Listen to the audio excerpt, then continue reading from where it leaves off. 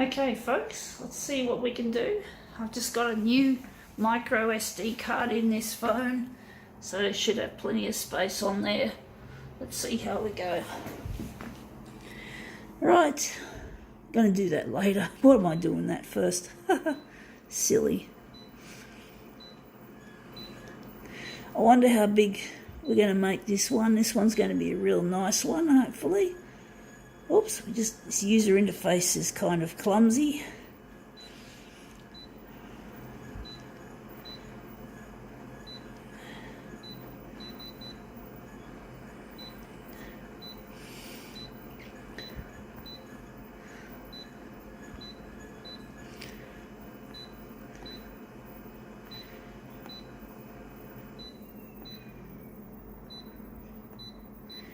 Alright, let's see what we have got to present. We have here Eyewitness Travel, New York City. Yeah, I'd love to go to New York. In fact, it's the place I've always wanted to go to for many decades. This is what we're photocopying, this picture of, I think it's Central Park. But yeah, I love New York, even though I've never actually been there. I just know spiritually there's a connection there with New York, whatever that is.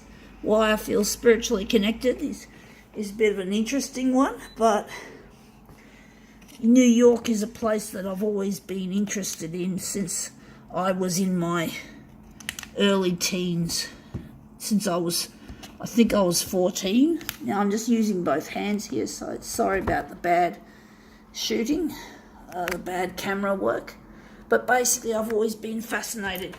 Well, it's mainly because because photocopier art was popular there in the 1970s, and there's a book I read on the topic called Copy Art, the first complete guide to the copy machine, and it was mainly from New York, and that's where I've sort of grown up to kind of love New York. I'm wondering how big we're going to make it.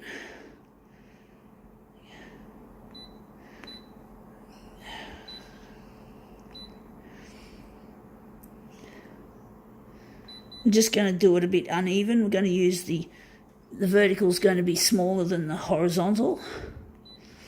But yeah, I've always been fascinated with the culture of photocopier art, and I just simply refer to it as copier culture.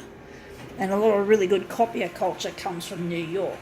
So yeah, it sort of takes me back to when I was 14 and I first read the book. Yeah. Let's see how that looks. Yeah, that looks quite nice. I don't like that little bit of white. I'm wondering if we're going to... And we got the edge of the page there as well. We couldn't quite slide the pages against the edge, which is a pain. That's a bit of a pain in the ass, since I made the effort to push it across while my camera hand was...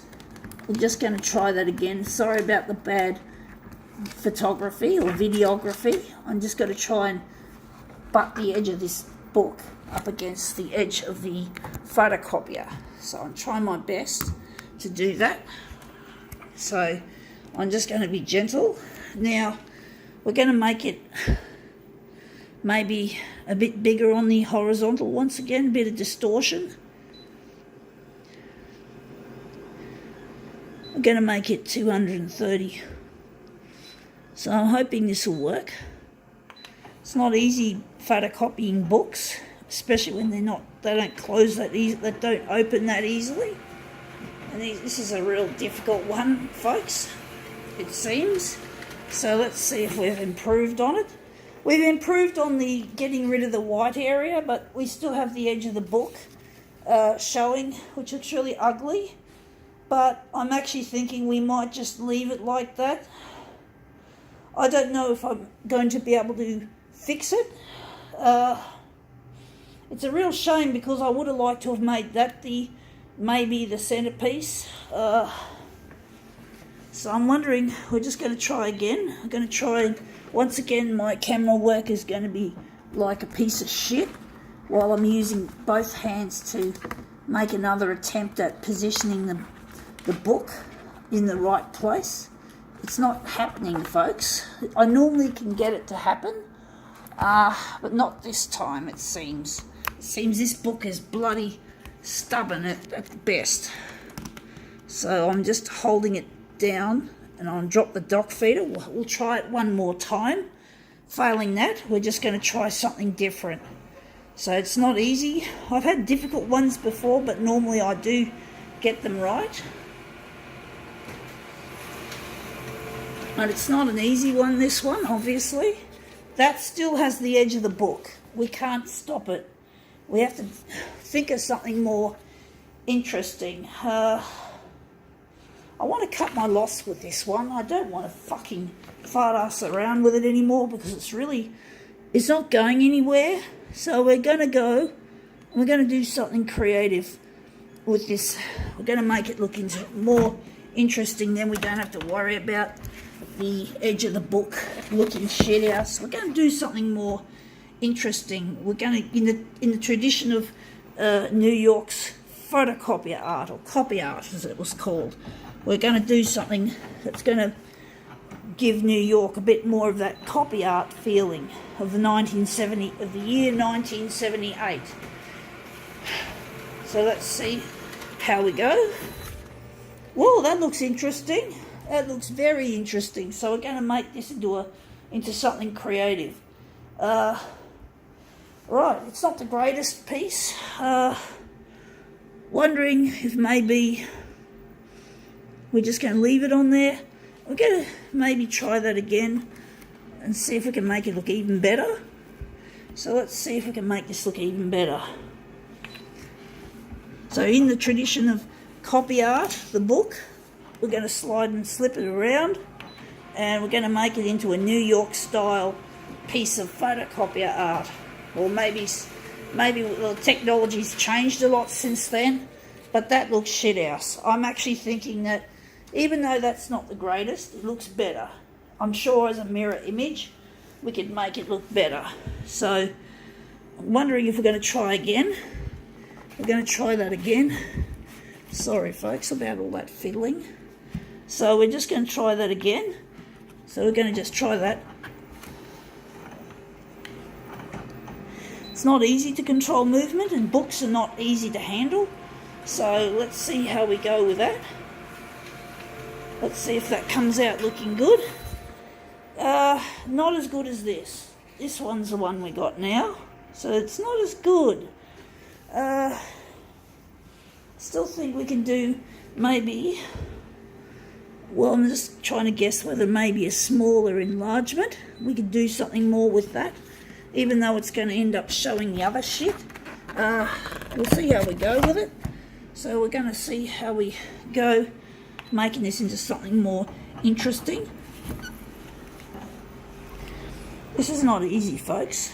Trying to get the control over the movement to get it to do something that looks good rather than looks shit or something compromised. Oh, that looks interesting. I think even though we got the edge of the book and the edge of that looks quite nice, I'm thinking we're going to make something creative out of that. I really do like the edge of the book in this context.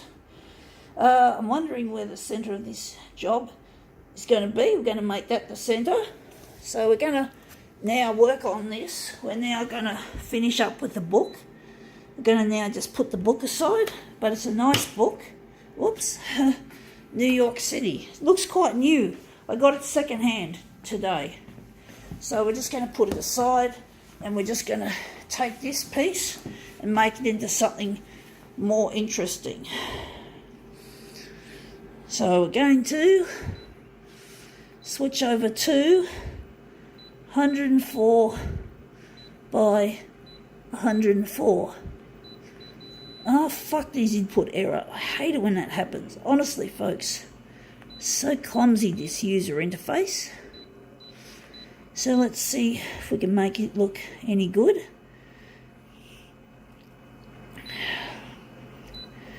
Maybe the contrast could go to the centre.